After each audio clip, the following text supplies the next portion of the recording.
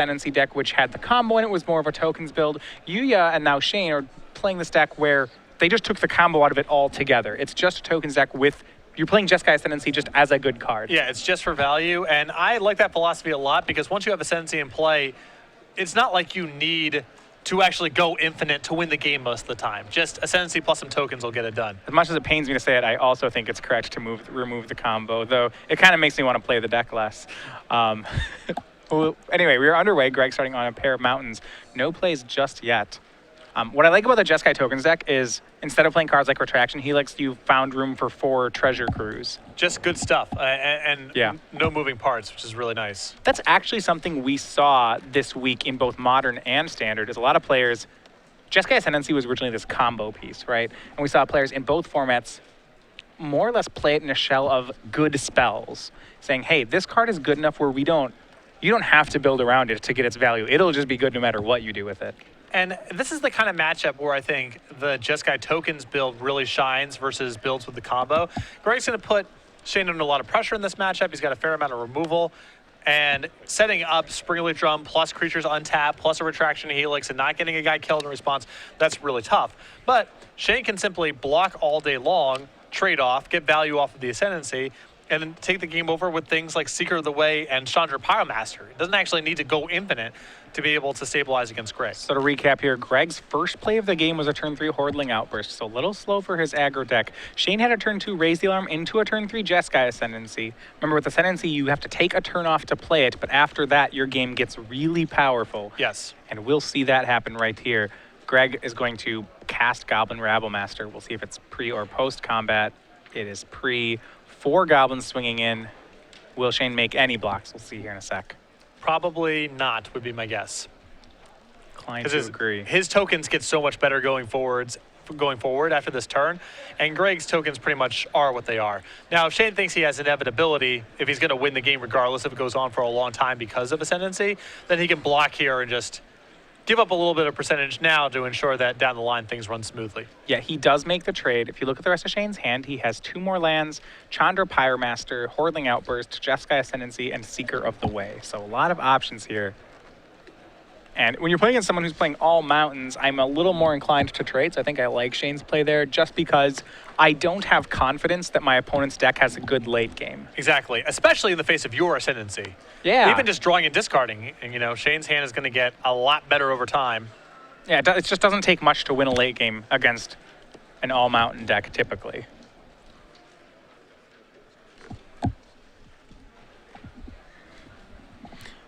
See there, a loot here. He draws his copy of Stoke the Flames, discards his second Jeskai Ascendancy. And that's one of the benefits of normalizing this deck like this. If he's able to stabilize the board, even Chandra will be good enough to win the game. Yeah. So you don't have to go infinite to be able to win.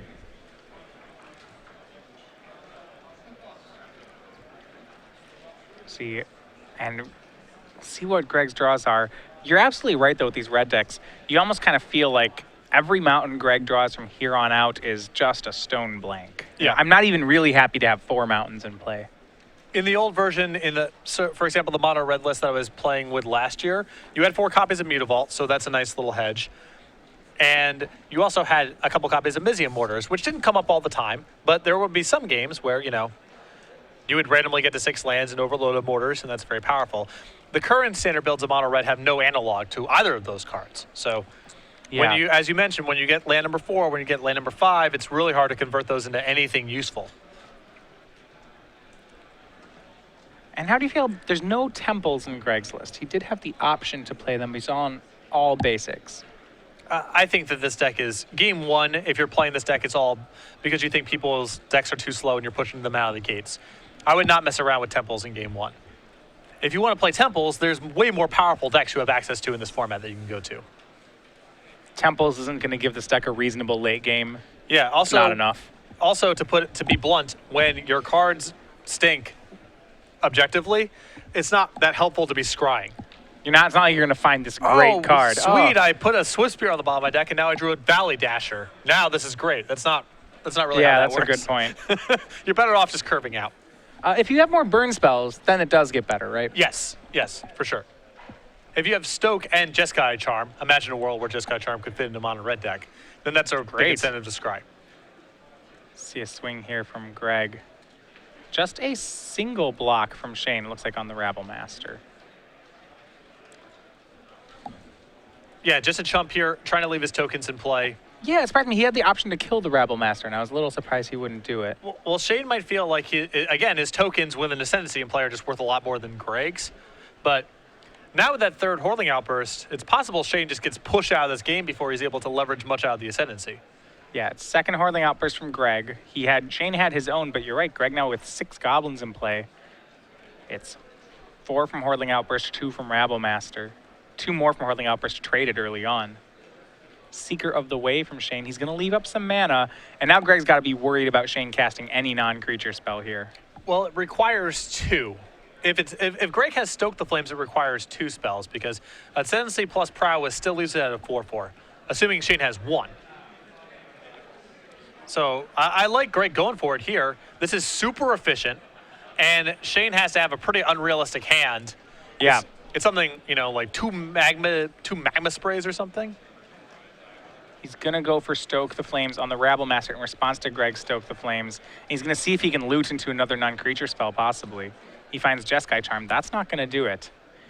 And actually, this timing on Shane's side is kind of problematic because it means that now his tokens will trade instead of eating Greg's tokens. Unless there was a 1-mana spell he was drawing to, I think that Shane probably just needed to let that happen. Exactly. Right, because now, if he'd done it on Greg's turn, he could eat 2 attackers here. And Shane's falling behind on the board, and this is now rock and a hard place territory, and now it's getting even worse. Searing Blood on one of the tokens. Shane will lose a blocker, go to 11, take damage off the Searing Blood, go to 10. Now some attacks are going to shoot him down to possibly 4. And now you're looking at Shane's hand here. If he blocks, then that's pretty bad because now his Ascendancy is not worth very much. If he wants to try to block next turn, it means he has to leave up Jeskai Charm so he has an instant to trigger the Ascendancy on Greg's turn. And in that case, that's probably not enough to hold off Greg's army at this point. Yeah, swing of 6. Does Shane want to trade one of these away? It almost seems like he has to. But whether he does it now or later, this trade's going to happen. Exactly. If he blocks now, he goes to 5. He can untap and... Okay, this is just lethal. Greg's going to Titan Strength one of the unblocked ones. It's not lethal. No, not lethal, but it's pretty bad. Shane's going to drop to 2 here. Greg's going to get a Scry. He's Titan Strengthening one of the unblocked ones, letting the trade happen. Exactly. So the block from Shane here allowed him potentially to play Chandra next turn and fall to 1 and maybe have a chance to stabilize, but Greg's pump spells are too much to overcome here. And game 1 goes over to the mono-red aggro deck of Greg Hatch.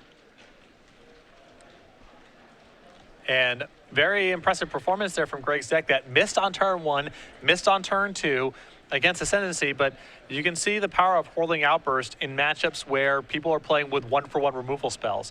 When you're not looking at Arc Lightnings or Anger of the Gods, it's just hard to beat that card with Lightning Strikes and Magma Jets, obviously, and that's what Greg was able to do that game. And if I want to go back, it does seem like, I wonder if Shane had an opportunity to kill that Rabble Master right away.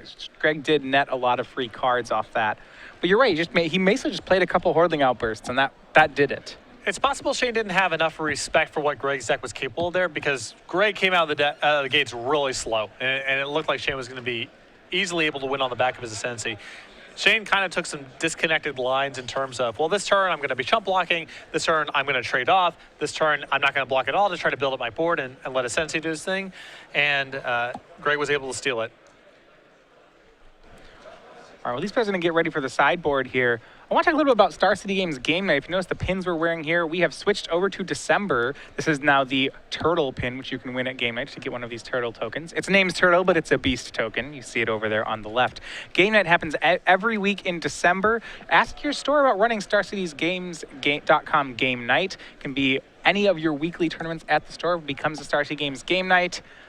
Tokens and pins go to the winner throughout that month. Exactly. You can run the tournaments sanctioned, non-sanctioned, any format that you want, any day of the week that you want. Just get players in your store for some fun and friendly magic. Too late, of course, to get on board with the December kit, which you see in front of us and the pins that we have on this weekend. But if you want to get your store involved for January, head over to StarCityGames.com/game night for more information, or contact your Star City Games organized play representative. All right. So let's look at the sideboard here. Generally, people can have good sideboards against a mono red deck. What's Shane got for us? So Shane has, this is the Yuya's kind of conversion sideboard, which is really potent in this matchup. 2 Erase, 2 Glare of Heresy, and Elspeth, 2 Magma Spray, 2 Anger of the God, 2 End Hostilities, 4 Disdainful Stroke. I think this is a really easy sideboard here of End Hostilities, Anger of the Gods, Magma Spray, and probably the Elspeth. Getting rid of some of the chunkier removal spells, which aren't very good against Greg's tokens and cheap threats. So things like Stoke the Flames leaves as a card. How do you feel Jeskai Charm, maybe not particularly strong? I think those are the ones that stand out to me. I think 4 copies of Treasure Cruise is probably excessive in this kind of matchup. I'd probably go down to 2 or 3 of those, but some of the less smooth removal spells I think are the ones that got to go here, because as long as Shane can get it out of the first couple turns without too much damage getting done, he should be just fine.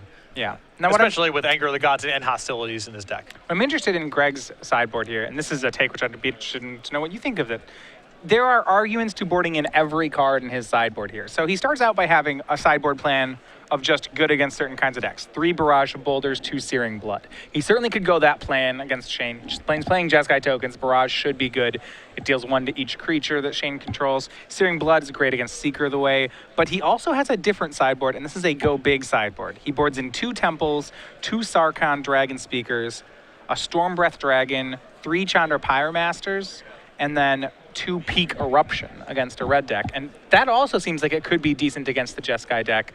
I don't know if you can do both of them side by side. That's an awful lot of sideboard cards. What do you think he does? The biggest problem with Peak Eruption is that there just aren't that many mountains in this list. I think in the old, if you go back to last year's standard format, you can be pretty sure that the 3-color decks, in this case, they would have some Steam Vents or some Sacred Foundries in them. Right. But in this world, it's just, it's the M15 dual lands, it's temples. There's really not that many targets for Peak Eruption. So I imagine that's just for Chain to the Rocks matchups, where if you see that card, they have enough mountains to justify Peak Eruption. You're right, there's actually only 2 mountains in Shane's deck, so he can't do that. But there is this go big plan, right? Board in 2 Temples, board in Stormbreaths, Sarkhans. Do you like that, or do you just like Searing Blood, Barrage of Boulders, get better at attacking? I definitely like the 2 Searing Bloods. Those come in no matter what, because even if Shane gets rid of his smaller creatures, which is almost impossible, he's still going to have some tokens. And even though Searing Blood isn't great there, it's still good enough. I do like going big here just because you have to respect the possibility of sweepers out of your opponent's deck. Even if Greg isn't familiar exactly with this list, if he's not familiar with Yuya's performance, he's still probably aware that these decks have the possibility of siding into Anger of the Gods and End Hostilities. I don't think you want to lean entirely on your beatdown package, especially when you're on the draw. So I think for this game, he's going to want to bring in the Planeswalkers. I would not touch Barrage of Boulders because I think Greg has to win the fight over removal, not about the board getting built up. So here's something I want to ask then. If he's put 3 Barrage of Boulders in his sideboard, what do you think they're there for? He still might bring him here. Right. Maybe it's still good enough. They're much more attracted to me on the play than on the draw. Yeah, I agree that I'm not sure they're good here, but I'm assuming that Greg's not just playing this deck in the dark. He's practiced it. And if he likes Barrage, I have to think it's for this matchup. It could be both. I think Greg is probably somewhat theory crafting and somewhat has some games under his belt, but you're probably right that they're coming in and they're probably for this matchup. But I think, if Shane is going with this go big, Anger of the Gods plan, and de-emphasizing his tokens a little bit, they might underperform. Certainly could be possible. See here, Greg on a mulligan. Shane's keeping 7 on the play. He's down a game right now. We talked about how Greg was the runner-up at the Invitational last year in Vegas. We do have, this year's Invitational coming up in just a week, and that's going to have some serious implications for our Players' Championship. We're going to take a look at our leaderboard here. A lot of the players in contention, it looks like their spots aren't going to be too much movement this week. They're kind of trying to lock up those spots going into the Invitational. So as you see here, it looks like Kevin Jones is going to be your Season 4 points leader. He has a pretty healthy lead over Ross Merriam to get that spot. So when we're looking at this board, we're effectively looking at the top 9 not already qualified. So the trophies next to the names of Chris Van Meter, Tom Ross, Joe Lissette, they're already qualified based on invitationals and a couple of point seasons. So Kevin Jones looks like he's likely to be the Season 4 point invitee, and then we have 8 at-large bids. So you see Ross Merriam, Gerard Fabiano, Logan Mize, Ken Ketter. We move over to the second page. Jeff Hoagland, Jim Davis, Brad Nelson, Steven Mann. That's where the line is currently drawn. And you see the players underneath that. We'll delve into that a little bit later when we have a little bit more time, but that's currently where things stand. All right, Greg did keep on 6. Shane on the play has a Mystic Monastery, but Greg starts this time with a 1-drop. It's Monastery Swift Spear. You see Shane with Seeker of the Way and a Jeskai Ascendancy opting not to play the creature, and it looks like he has some removal in to wait for here. He does have a Raise the Alarm. He's trying to maybe ambush that Swift Spear. This is quite the upgrade over Raging Goblin. Yeah. To put it lightly. Swift Spear swings in. Shane will actually take that damage and just make 2 creatures off Raise the Alarm. Yeah, I don't think Shane wants to go for a double block there. Too many things can go wrong. Yeah. Greg shoots a Magma Jet upstairs, then loses both his Shane. Yeah, there's too many things that would be really bad. 3rd land for Shane. He's going to play an untapped land. Swings his 2 creatures, 18 apiece. And he'll go for that turn 3 Jeskai Ascendancy again. Takes. Yeah, Greg with nothing much going on, so this is a good spot to stick it, especially with a board already built up. Last game, it did not do enough work, but we'll see what it can do this game. Swift Spear's going to swing again. It looks like Greg's going to Magma Jet Shane here to get some extra damage. And Shane's got to be, I think, pretty happy with this turn of events. Greg's not getting more cards onto the board, which means Shane has an opportunity to pull ahead. Well, Shane's going to be leaning very heavily on Seeker of the Way in this game, I think, because if Greg's on a burn plan, Shane can't really interact with that, and he may not be able to win the game fast enough. But Seeker is a way, if Greg is on that plan and Shane gets in one good shot with Seeker of the Way, it blows up Greg's entire plan. So, yeah, Greg cannot afford to get hit by lifelink. And the fact that Magma Jet's being used here on not Seeker of the Way, that bodes well for Shane. At the very least, Seeker will probably draw a burn spell out of Greg if he has it. Oh, for sure. But Greg's already mulliganed, and he's using burn spells on Shane's face, so. Yeah. Looks like that was an end-step Magma Jet, actually. Yeah. So we'll see what Greg gets this turn. This is his turn 3. Another Monastery Swift Spear, but he's not going to attack with them.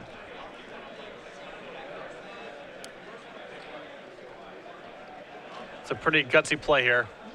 Clearly trying to trap Shane into something. And if you're Shane, I don't know if he goes for an attack. He's probably happy to just trade land drops and pass some turns with Greg. As it looks like he has boarded in the control package. You saw his draw for the turn was End Hostilities. But at the same time, he's kept in Stoke the Flames. That's another card in his hand. Yeah, I'm curious to see where he got the space for. Maybe Rabblemaster got cut? Yeah, that guy's not particularly strong here, though. But there's a lot of sideboarding that needs to be done, so. Yeah.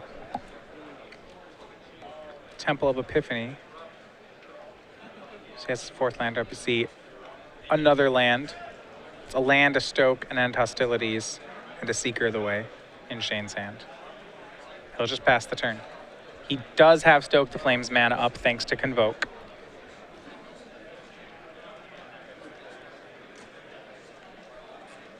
Stoke the Flames is one of those cards, it plays really well with Jeskai Ascendancy. Yes, it does. It's Hordling Outburst, the draw from Shane. That will be great for him. Greg just played a 4th land and passed. He only has 3 cards here. Yeah, there's this odd staring match where neither player really wants to make the first move here. Greg got a respect for what Shane can do with all of his mana available and Ascendancy in play. And Shane, because he has an Hostilities in his hand, doesn't want to develop his board further and had to blow it all away with Hostilities anyway. So now we have this sort of weird staring match. And yeah, Shane's just going to no Seeker of the Way, no Hordling Outburst. He'll just play a 5th land and give Greg back the turn. Greg with land number 5. Has he boarded in his 5 drops, or are these lands as bad as they seem? Let's see, he could have a Storm Breath or a Sarkhan. Those would be the great plays. Sarkhan would be great. Storm Breath, not so much. Storm Breath would eat a Stoke the Flames. Yep. Sarkhan would be great because also it would play around to End Hostilities. It would, yeah. It'd be the perfect card. It would be the perfect card in the spot. It would trigger Prowess if Greg wanted to make an attack with the Swift Spears.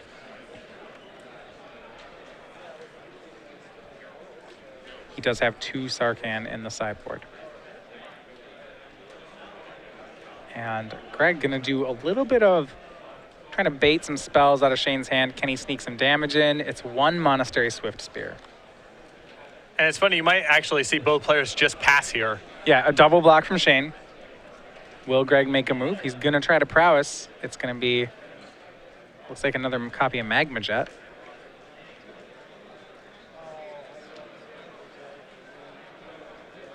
Or it's gonna be Stoke the Flames. Yeah, he's gonna cast Stoke, targeting Shane. That will pump Swift Spear to a 2/3. And this is Greg saying you need to have 2 spells here to really punish me for this line of play, and I don't think you have it. And what is also suspicious here is Greg did not attack with the Swift Spear and is leaving 2 mana up. So Shane has to respect the possibility of something like Searing Blood, of something like Magma Jet. So pulling the trigger is a little dangerous. What I actually like from Greg, if you notice there, if you like mind game play, Greg tapped 2 mana, paused, then tapped to decide for Stoke the Flames. Maybe he has a 2 mana spell and he decided against it, or he's doing a great job of bluffing a 2 mana spell. Yeah. So this is good enough here for Shane to just say, yep, that's fine. I'm not going to get involved in this sort of battle with Greg having mana up. Just cast End Hostilities, which he kind of wanted to do anyway to free up his hand and move on with life. Yeah, that's why he didn't try to play that combat trick game last turn. And now Greg, post-combat, gets a Sarkhan. Great sequencing here from Greg. Was able to induce a tap out from Shane, and now got Sarkhan by any possible counter spells.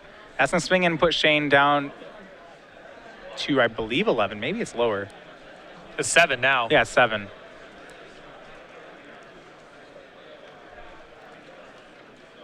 And we'll see what Shane can do here. It's going to be Goblin Rabble Master, so he has kept those in.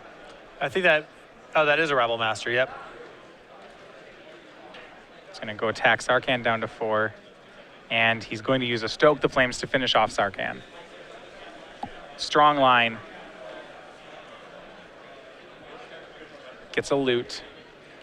But the way that Greg's left his mana up here, I think that Searing Blood is a very real possibility to be in his hand right now. Shane does not have enough life points right now. And it's kind of concerning because he's had the Seeker of the Way in his hand the entire time. He's never gotten to gain any life off it. And you were saying that's what needed to happen. Well, the awkward thing about it was the End Hostilities draw, because Shane's gameplay there for a couple turns was all about that, as you now see the Searing Blood Searing here. Blood takes care of Rabble Master. Hordling Outburst from Greg. So he has Shane down to 4. He has 3 Goblins.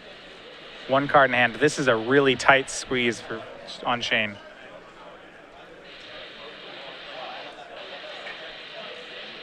Drew a red card of some sort. And the problem here is that Shane has no instance in his hand here. Yeah. He has a Hordling Outburst as his only spell. I believe he has, yep. So make Hordling Outburst. He's going to try to loot. Loots into a Flooded Strand. That won't help.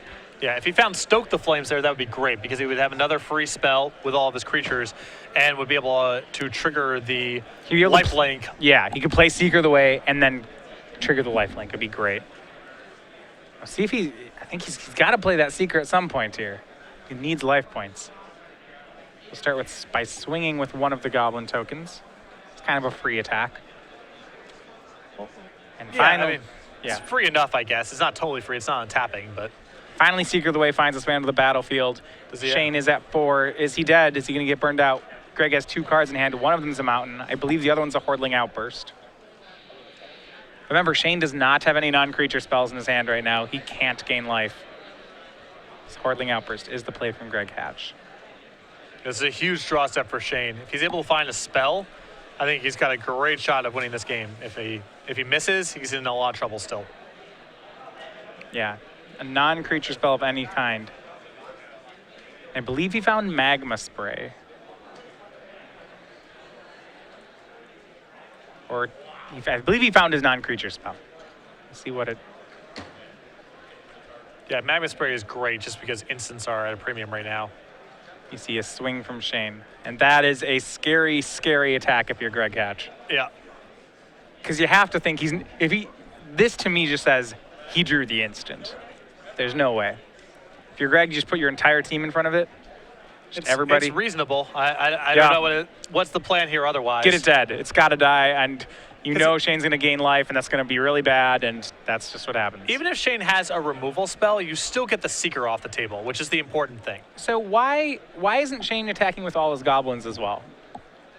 I guess because there's a risk. Yeah, I guess it's a freebie for him to attack with all that's these like goblins 8 damage. That's not even. That's a big freebie. And you might be able to induce Greg to make an attack. If Greg says no blocks, then he could be like, all right, take some damage, go. Yeah. Although, to be fair, I actually don't think you do that because then what if Greg draws, if he draws a burn spell, you just die. If he draws, a Stoke the Flames, he just goes upstairs with it and you die. You probably still use the Magma Sphere on your own turn just to gain that life. Things are so much safer. But if that's the case, then you were right that he should have definitely attacked with all the tokens. Because if you're using it before damage is dealt, no matter what Greg does. Well, either way, it still works out pretty well for Shane. He gets to untap his creatures. He takes down 5 of Greg's creatures. He gains 4 life, so now it's 8 to 16. Shane has an Ascendancy and 4 goblins to Greg's 1 goblin. Shane's in a good spot. We know one of Greg's 2 remaining cards is a mountain. I believe the other one is as well. Hordling Outburst, the draw for Shane Boyd, and he may just run away with this one now. At 8 life, it's going to be hard for Greg to burn him out, and Jeskai Ascendancy will win this game pretty quickly. Yep. Greg fell a little bit short of being able to take over the game before Shane stabilized, and now, Greg's flooded out a little bit, and Shane's draw steps are just so much better. Hordling Outburst is the play, so now all his creatures pump to a 2/2. That's 8 damage from Shane. Greg goes down to 8. Now, Barrage of Boulders still gives Greg some hope here. Yeah. If Shane does not have a spell. Monastery Swift Spear, however, is kind of outclassed. Yep.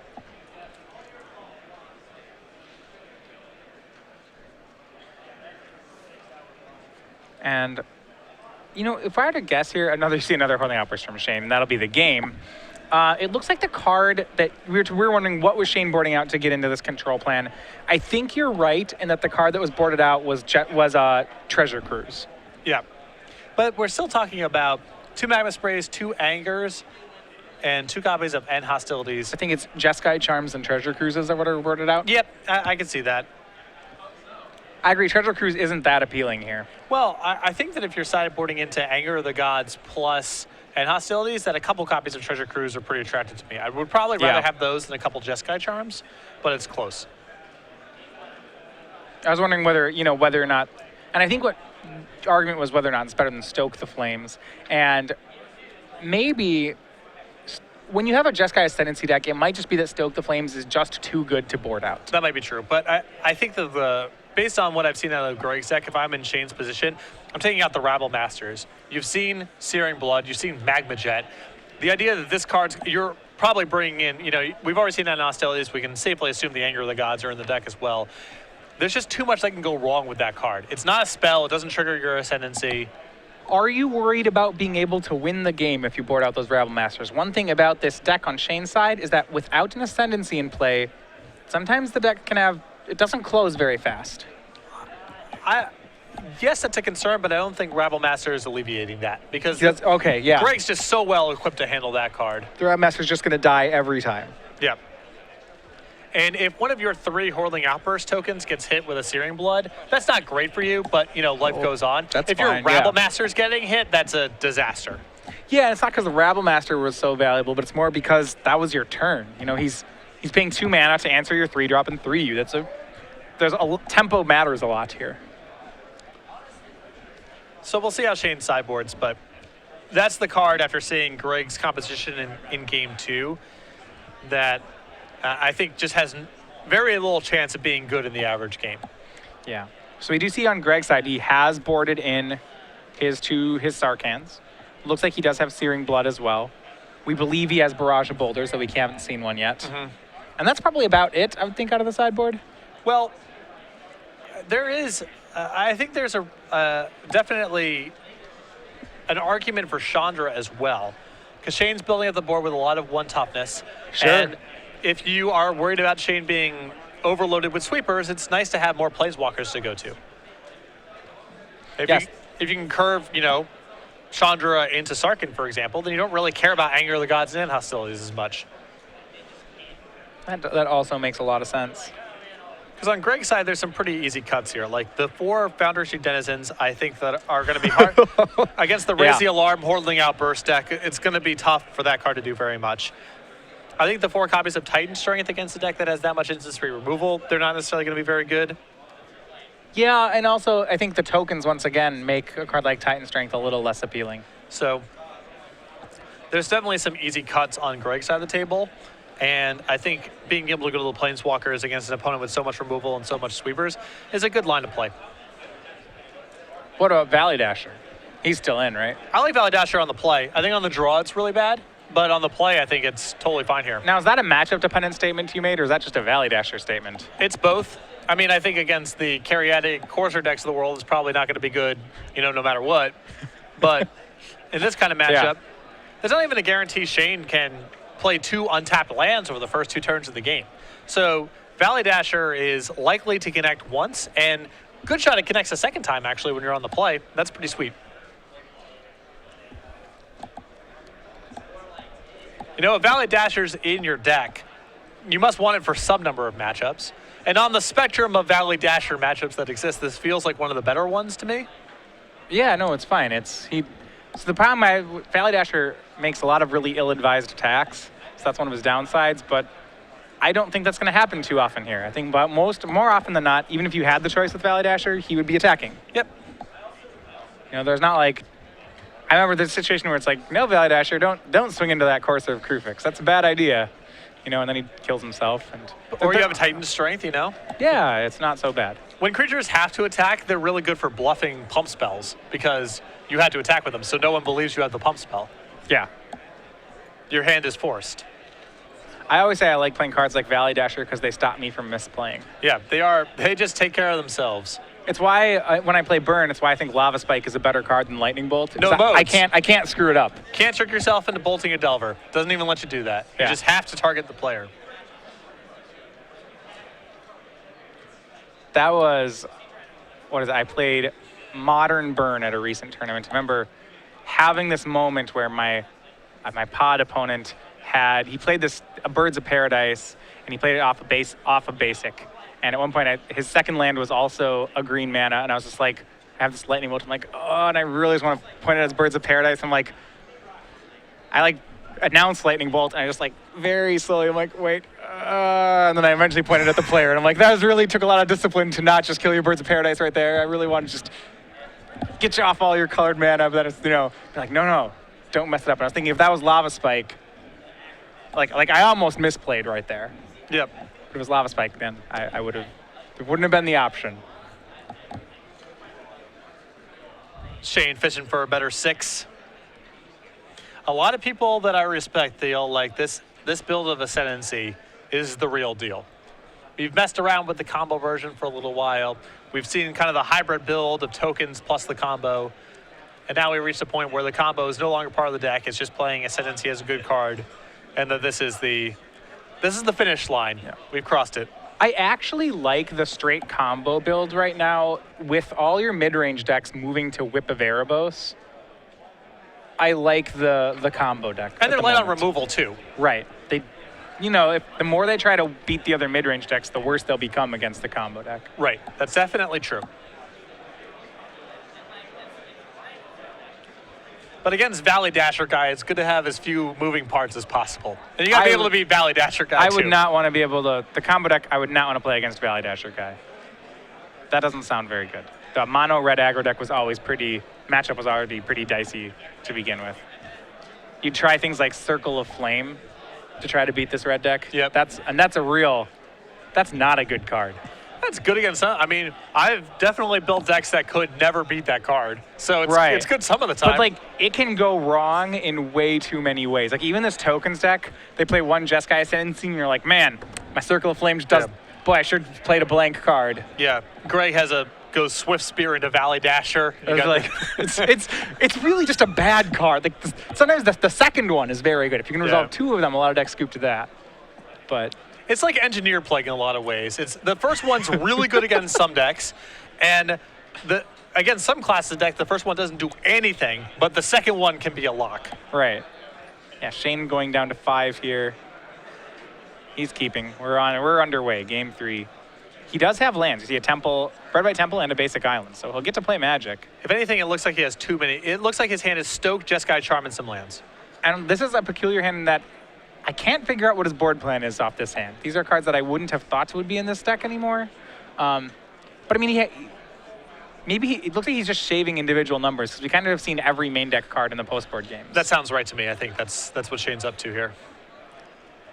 But Shane gets the first play. Greg on the play just went mountain, mountain, mountain. No creatures. And Shane gets the first board presence with a turn 3 Hordling Outburst. And this may be the issue you were talking about with this mono-red aggro deck. You see a 5th land in Greg's hand. He has just played mountains for the first 4 turns. Yeah, we don't know what Greg's up to. He could have a lot of burn in his hand, of course, but is that good enough? Can you just start playing burn spells on turn 4 and hope to win? From 20, probably not. It's like, yeah, he can go end step Stoke your face, but I'm not excited at all about that line. Well, I think that's where we're at, because that's what you see. You're not going to kill a token, so. Yep, all right, Shane. We're a 5th of the way there. He goes down to 16. Draw was another mountain from Greg. Maybe Shane's mull to 5 gets there. We'll see. Greg can deal 4 a turn with a Stoke the Flames, but Shane's dealing 3 a turn, and he doesn't have to spend cards to do it. Those are just goblin tokens. And if he ever senses weakness out of Greg, he has the option of pulling the trigger on Jeskai Charm for +1/+1 and lifelink. Yep. And that could undo all of Greg's work if Greg is on this. I'm going to try to Stoke and just burn you out of this game. Well, not to mention Shane had a Stoke and Jeskai Charm of his own. So if we want to talk about who's winning this burn your face race, I think the answer is Shane. Yep. And Greg doing nothing on the 5th turn. Not on his turn and not on Shane's turn. Plays a 6th mountain and passes. And this seems, I don't know what, a series of bad draws here for Greg. Well, I don't know what the keep is, but yeah, he has a 7th mountain in his hand. And this is the big cost of, again, not having access to Mutavault in these mono-colored aggressive lists. When you draw, every land that Greg is drawing here past the 5th one is just a dead draw or close to it. Now, he is getting a bit of a reprieve here because Shane's draw here is, it's an aggressive start. And hostilities. And he's drawn back-to-back copies of End Hostilities, yeah, which is about the best thing Greg could ask for here. Greg needs to draw a Jaws of Stone or something. Like he needs a card that scales off lots of mountains. Yeah. Scales off. Like you talked about Mizium Mortars being a more realistic example. That was a card that was around last season that, okay, at this point, if Greg had a Mizium Mortars in his hand, he'd be like, well, at least I can sweep your board. Exactly. What is it? Cards Burst Lightning is a card that mono red decks really liked playing for that reason. Firebolt, most of the same thing, Exactly. Things that can hedge against flooding are really valuable for monocolor aggressive decks. Now, one of the cards that fulfills that role in Standard right now for red decks is Fire Drink Crusader, but that's really hard to rationalize playing in the world of Raise the Alarm, Hordling Outburst, and a million cheap removal spells. If he had them, he would have boarded them out. Titan Strength, the draw from Greg, and the pieces just don't seem to be, the deck, they aren't working together very well. You see a Searing Blood on one of the tokens there from Greg. The only thing that's saving Greg in this game is the fact that Shane's hand is just really weird right now. Yeah. Greg's at 8, Shane at 13. Shane with 2 1/1s in play. A Jeskai Charm in hand. Greg's life total is lower than he may think. Stormbreath Dragon the play.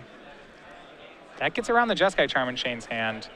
It'll probably get an End Hostilities. I think at this point, Shane should probably just Jeskai Charm Greg, untap, attack. Oh, he's got him dead. A second Stoke. Greg will go to 4. He's going to untap, and this should do it on a mull to 5. Jeskai Charm. You see another Stoke in Shane's hand, too. And that'll do it. Shane Boyd, despite the mull to 5 on the draw game 3, takes it down, and he moves to 2-0 with the Jeskai Tokens deck. And you got to see the value of Hordling Outbursts against decks with Spire Removal. We've seen a lot of that in Standard, of course, over the last couple of weeks. Probably starting with the Mardu deck, and we've seen it incorporated now into Jeskai Tokens and the Mono Red Aggro. Yeah. And Greg has Barrage of Boulders. I've been advocating Arc Lightning in the sideboard for Mono Red, or red X builds for much the same reason. Just things that are good against Hurling Outburst, I think people need to start incorporating into their deck because it's all over the place right now. Yeah, and I think it's hard to build a deck that beats Hurling Outburst and beats Siege Rhino because the answers to those cards are so different now. Yes, exactly. And that's what I like about the format a lot is the threat-answer dichotomy is really robust. And certain cards are good against some of the threats and not against others. And it's made the metagame really fluid as a result.